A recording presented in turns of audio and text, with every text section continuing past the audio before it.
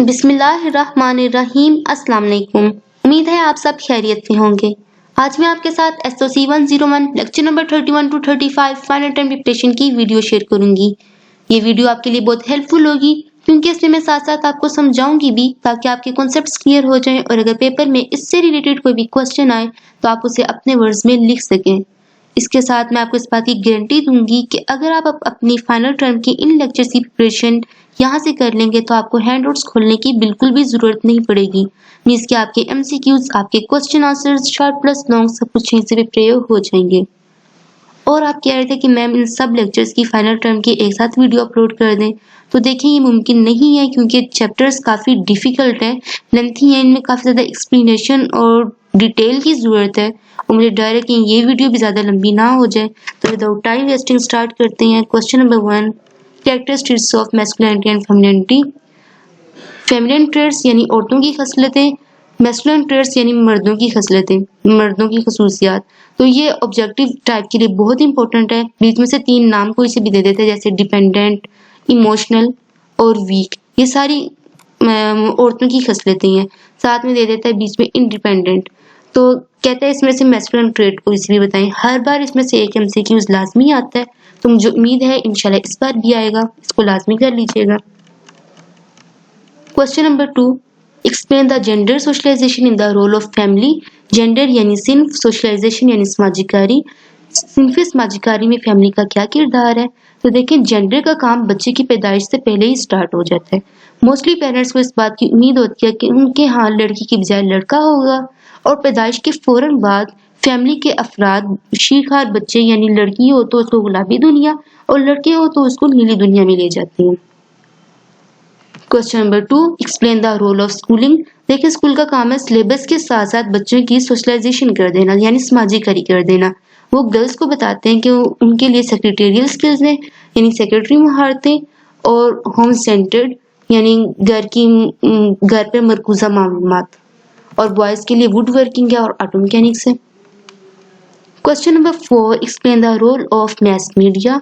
Mail characters की तादाद female characters से काफ़ी ज़्यादा है, लेकिन फिर भी फीमेल्स को प्रोमिनेंट रोल्स नहीं दिए जाते। अगर हम अपनी हिस्ट्री में भी देखें तो खवातीन को मॉडलिंग क्लोथ्स मतलब ऐसे एड्स में लिया जाता है, होम अप्लायंसेस के एड में लिया जाता है, फूड के एड में लिया जाता है या क्लीनिंग प्रोडक्ट्स की कोई भी प्रोमिनेंट रोल नहीं दिया जाता।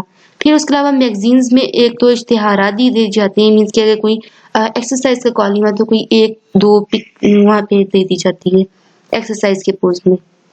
देन इस बात को याद रखिएगा कि ब्यूटी जो है वो सोशल कंस्ट्रक्ट है। Question number 5, define the gender stratification. तो देखिए सोसाइटी में मर्द और औरत के दरमियान अनइक्वल डिस्ट्रीब्यूशन यानी गैर मुसावी तकसीम दौलत की, ताकत की और इज्जत की, इस छोटे से कॉन्सेप्ट का नाम जेंडर स्ट्रैटिफिकेशन है। Question number 6, right the alternative explanation for the gender inequality. तो इसमें जस्ट ये नाम ही काफ़ी है, लेकिन फिर भी कोई वायलेटिंग या कॉन्सेप्चुअल क्वेश्चन ना आ जाए तो मैं आपको इसका कॉन्सेप्ट दे देती हूँ। फंक्शनिस्ट एक्सप्लेनेशन यानी क्या नाम है फंक्शनिस्ट वजाहतें। तो इसमें ज़्यादातर बात की जाती है फंक्शनिस्ट इंसानों की माशरों में रवायती तकसीम की पैदावार के तौर पे देखते हैं। मीन्स के मर्दों को ज़्यादातर काम साजगार काम दिए जाते हैं, इनाम याफ्ता यानी उजरत वाले काम दिए जाते हैं जिसपे वो पैसा कमा सके, जबकि औरतों को बच्चों की परवरिश या घर की देखभाल के काम दिए जाते हैं। अब इसमें कह रहे हैं कि जब मेहनत दोनों की एक जैसी है, काम बराबर का कर रहे हैं, मर्दों को पैसे दिए जाते हैं तो उसके मुकाबले में औरतों को उनकी मेहनत का रिवार्ड क्यों नहीं दिया जाता। देन आ जाएगा कन्फ्लिक्ट एक्सप्लेनेशन नंबर 2 पॉइंट यानी तनाज़ात की वजाहत। तो कन्फ्लिक्ट थ्योरीज मर्दों और औरतों के दरमियान मेहनत की रवायती तकसीम की तारीखी तौर पर ज़रूरत से इनकार करती हैं। कैपिटलिज्म यानी सरमायादारी, सरमायादारी मर्दाना तसल्लुत को तेजी से तेज करती है। कैपिटलिज्म मतलब सरमायादारी हमारी दौलत को बढ़ाती है और मर्दाना तसल्लुत को बहुत तेज कर देती है, मतलब मर्द को जायदाद का मालिक बना देती है। अब सरमायादारी को कामयाब बनाने के लिए, फैलती हुई मईशियत को बरकरार रखने के लिए हमें कस्टमर्स की ज़रूरत होती है।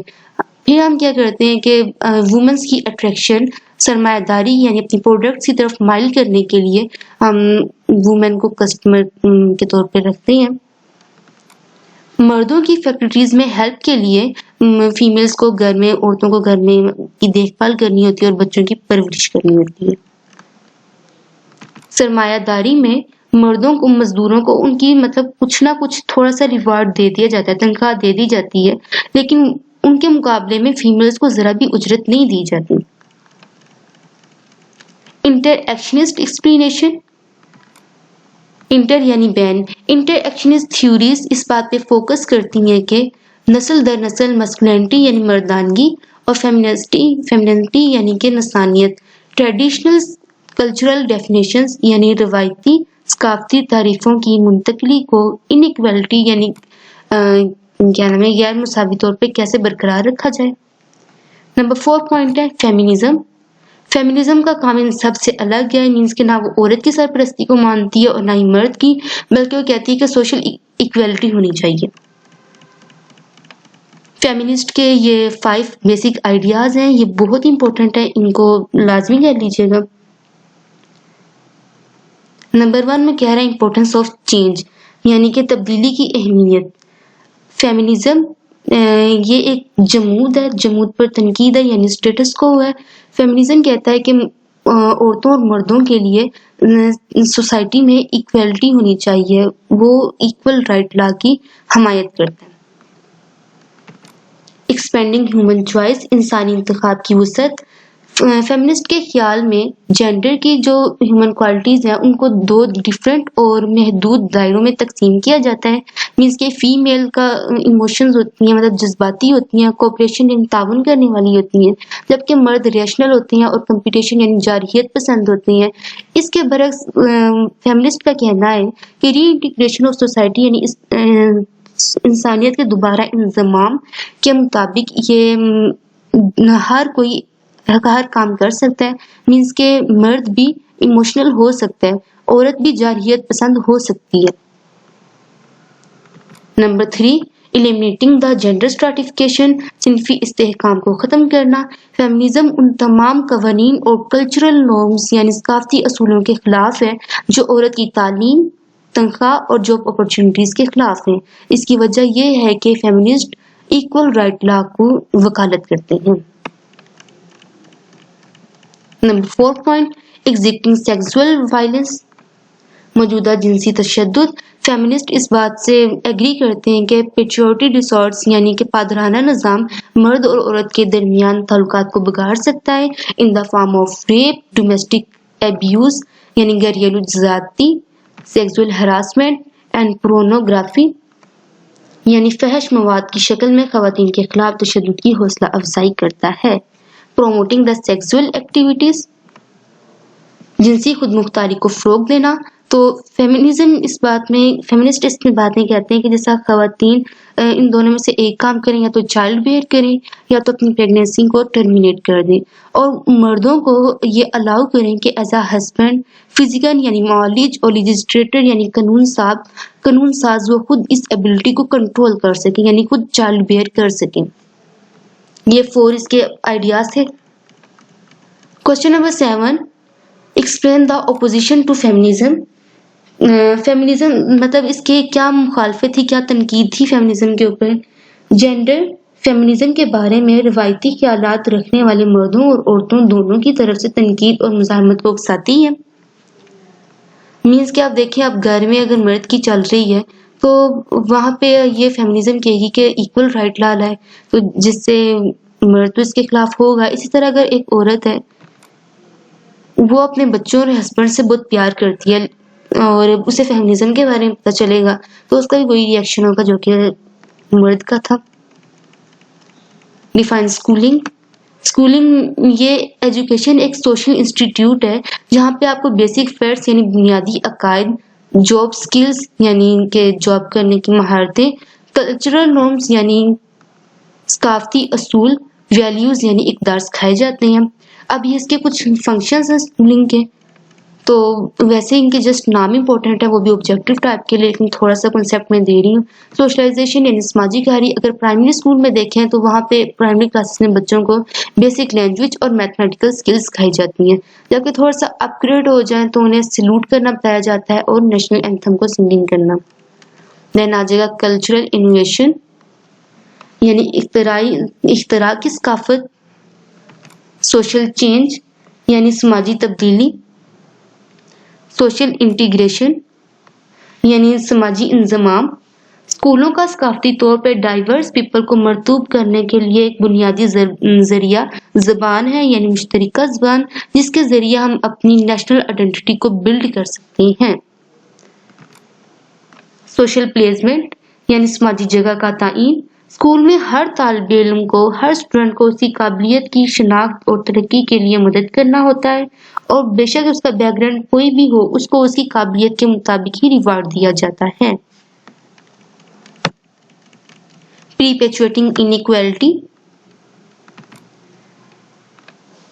अदम मसावत को बरकरार रखना, स्कूल मर्द और औरत के दरमियान इनइक्वालिटी को बरकरार रखता है। स्कूल ट्रैकिंग, सरकारी जवाज स्टूडेंट को उनकी सलाहियत और हौसला अफजाई के मुताबिक तालीम देना। नंबर लास्ट पे आ जाएगा qualification certification. Question number 9, explain the issues of education in the background. तो देखें 1999 में जो पढ़े लिखे लोगों का तनासुब था वो 40% था, और 2004 में ये बढ़ के 54% हो गया। जिस तरह मेल और फीमेल की पढ़ी लिखी तादाद में फ़र्क है, इसी तरह रूरल यानी शहरी और गांव की आबादी की में भी फ़र्क है। गवर्नमेंट ने एक पॉलिसी लेकर आई थी EFA यानी एजुकेशन फॉर ऑल, यानी 2015 तक तमाम बच्चों की प्राइमरी एजुकेशन को कंप्लीट कर दिया जाएगा, लेकिन ये काम नहीं हो सका था। और अगर इलिटरेट यानी नॉन लिटरेट पर्सन को देखा जाए 1961 के मुताबिक तो 22% उनका शुमार था, और 2004 में ये 69% मिलियन हो गया था। अब इसमें इश्यूज क्या थे? इनके इश्यूज काफ़ी इंपॉर्टेंट है, नाम भी इंपॉर्टेंट है और अंदर से क्वेश्चन भी बनते हैं। लो इनरोलमेंट यानी कम इंदराज, 50% मतलब जो स्कूल जाने की उम्र होती है बच्चों की, उनमें से 50% बच्चों का स्कूल में इंदराज ही नहीं हुआ था। अब ये हाई ड्रॉप आउट, ये क्वेश्चन काफ़ी इंपॉर्टेंट है, इसकी कुछ रीजंस हैं। No fun at school, school में किसी किस्म की कोई सियाह तफरीह ना होना। नो क्लास स्टिमुलेशन यानी क्लास की हौसला अफजाई न करना। कॉर्पोरल पनिशमेंट यानी जिस्मानी सजाएं देना, जिस्मानी सजाएं। टीचर डिस्क्रिमिनेशन यानी अस्ताज़ा से इम्तियाजी सलूक। पुअर हेल्थ यानी खराब सेहत। Lack of schooling vocational usefulness यानी कि स्कूल की पेशा वराना अफादियत का फुकदान। Parental demand for the child employment, बच्चे की मुलाजमत के लिए वालिदैन की मांग। फिर आ जाएगा जेंडर डिस्पैरिटी यानी सिनफी तफावुत। 2004 के मुताबिक अगर हम देखें तो पढ़े लिखे लोगों के तनासुब में 66% मेल्स हैं, जबकि 42% फीमेल्स हैं। इनइक्वालिटी इन एजुकेशन, तो ये क्वेश्चन भी शॉर्ट के लिहाज से बहुत इंपॉर्टेंट है कि इसमें 3 आ जाती हैं इनइक्वालिटीज़, यानी शहरी और देहाती इलाकों की इनइक्वालिटीज़, पब्लिक और प्राइवेट स्कूल की inequality due to the medium of instruction. Then आ जाएगा लो बजटरी एलोकेशन, कम बजट मुख्तस करना। स्टैंडर्ड ऑफ पेडागोजी यानी तदरीस का मेयार। पुअर स्कूल इन्वायरमेंट, देखें एक गवर्नमेंट सर्वे के मुताबिक 14,000 स्कूल जो सिंध के हैं उनकी कोई बिल्डिंग ही नहीं है। 80% के पास कोई बिजली ही नहीं है, 60% के पास की कोई बाउंड्री वाल ही नहीं है, और पीने साफ पानी की कोई सहूलत भी नहीं है। 57% के पास तो टॉयलेट्स ही नहीं है, washroom. Quality of text books, निसाबी किताबों का मेयार। क्वालिटी ऑफ कैरिकुला, निसाब का मेयार। एग्जामिनेशन सिस्टम यानी इम्तिहानी निज़ाम। डेमोग्राफी, देखें ह्यूमन पॉपुलेशन को कंट्रोल करना, उसके ऊपर अपनी क्या नाम है वजाहतें देना और तज्जिया करना, ये डेमोग्राफी है। डेमोग्राफी का पता हम कैसे पता चलता है, मीन्स के बर्थ के साथ कितने बच्चे पैदा हुए, कितनी अमवात हुई, कितने लोगों ने हिजरत की, एज एंड सेक्स कंपोजिशन से। Discover the causes and consequences of population change. तो देखिए पॉपुलेशन में चेंज 3 चीजों की वजह से आता है। बर्थ की वजह से, जो नए बच्चे पैदा होते हैं, अमवात की वजह से, और माइग्रेशन यानी एक जगह से दूसरी जगह हिजरत करने से। और इसमें हम 3 इसके कंपोनेंट्स लेते हैं। नंबर 1 पे आ जाएगा साइज। साइज में टोटल पर्सन्स आते हैं। कंपोजिशन में कैरेक्टरिस्टिक्स आ जाती हैं, खसूसियात, आबादी की खसूसियात आ जाती हैं। डिस्ट्रीब्यूशन में तकसीम आ जाती है कि किन इलाकों में कितने लोगों को डिस्ट्रीब्यूट तकसीम करना है। क्रूड बर्थ रेट के पर ईयर पर 1000 ऑफ पॉपुलेशन में कितनी बर्थ्स हुई हैं। Total births in a specific year.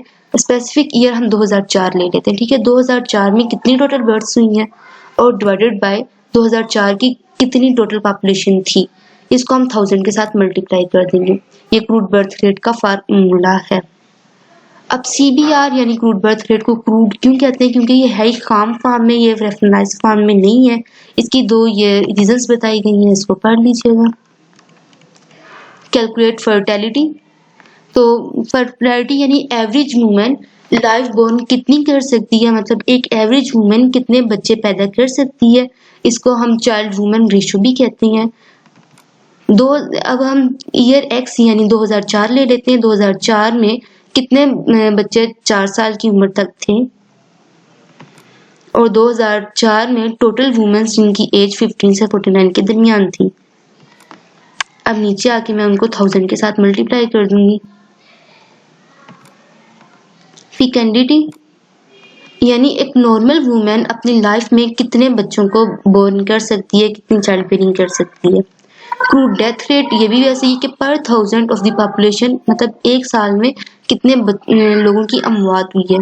Total death in specific year, मतलब 2004 लगा लें, उसमें टोटल कितनी डेथ हुई है, और आप डिवाइडेड बाय टोटल पॉपुलेशन कर दें 2004 की, उसको 1000 के साथ मल्टीप्लाई कर दें। मोरालिटी रेट याद रखिएगा कि ये अमवात के रेट को कहते हैं, mortality rate sorry. Infant mortality rate यानी कि वो बच्चे जो कि 1 साल की उम्र से पहले ही फोत हो जाएं, उनको इन्फेंट मोर्टेलिटी रेट में आ जाएंगे। लाइफ एक्सपेक्टेंसी यानी जिंदगी की तवक्का कि एवरेज पर्सन्स को अपनी जिंदगी की मतलब कितने साल वो और जिएंगे, क्या एक्सपेक्ट करते हैं, ये लाइफ एक्सपेक्टेंसी में आ जाएगा। लाइफ स्पैन यानी इंडिविजुअल एक फर्द कितनी जिंदगी जी सकता है, वो इसमें आ जाएगा। माइग्रेशन यानी हिजरत परमानेंट तौर पे, यानी कि एक जगह से दूसरी जगह हिजरत करने के अमल को हम माइग्रेशन कहते हैं। माइग्रेशन की हमारे पास 2 टाइप्स आ जाएंगी, इंटरनेशनल माइग्रेशन और इंटरनल माइग्रेशन। इंटरनल माइग्रेशन की भी, इंटरनेशनल माइग्रेशन की भी आगे से 2 टाइप्स आ जाएंगी, इमिग्रेंट और एमिग्रेंट। देन आ जाएगा ये क्वेश्चन भी इंपॉर्टेंट है ऑब्जेक्टिव टाइप के लिए। पॉपुलेशन कैंसस यानी कि मर्दमशुमारी। आपको पता ही होगा कि हर 10 साल के बाद मर्दमशुमारी की जाती है।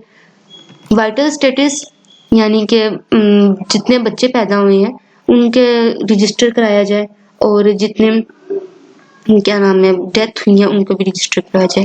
लास्ट क्वेश्चन है describe the significance of the population study. तो इसमें हमारे पास ये 3 इसके मेन क्वेश्चंस आ जाएंगे। हाउ मेनी पीपल्स, कितनी मतलब लोग थे। इसमें मतलब हमारे पास साइज आ जाएगा कि कितना साइज है उसका पॉपुलेशन का। देन नंबर 2 पे पूछ रहा है व्हाट काइंड ऑफ पीपल, किस किस्म के लोग थे। तो इसमें आ जाएगी हमारे पास कंपोजिशन यानी कि उनकी खसूसियात के बारे में पूछा जा रहा है। तो इसको पढ़ लीजिएगा। Age structure, sex difference, literacy rate and level of literacy, religious distribution, और ये आगे से पढ़ लीजिएगा। नंबर 3 पे पूछ रहे हैं how are the people distributed in areas, इलाकों में लोगों को कैसे तकसीम किया जाता है, तो डिस्ट्रीब्यूशन में आ जाएगा। ये क्वेश्चन भी इंपॉर्टेंट है, रूरल अर्बन डिस्ट्रीब्यूशन, इसमें पहला पॉइंट आ जाएगा। साइज ऑफ सिटीज और डेंसिटीज ऑफ पॉपुलेशन यानी आबादी की कसाफत। यहाँ पे आपका लेक्चर एंड होता है। मुझे उम्मीद है ये आपके लिए काफी हेल्पफुल रहा होगा। कई दिनों की मेहनत के बाद ये लेक्चर आज मैंने बनाया है। तो अगर वीडियो अच्छी लगे तो लाइक शेयर और सब्सक्राइब लाजमी कीजिएगा। अगली वीडियो में मिलते हैं। अल्लाह हाफिज।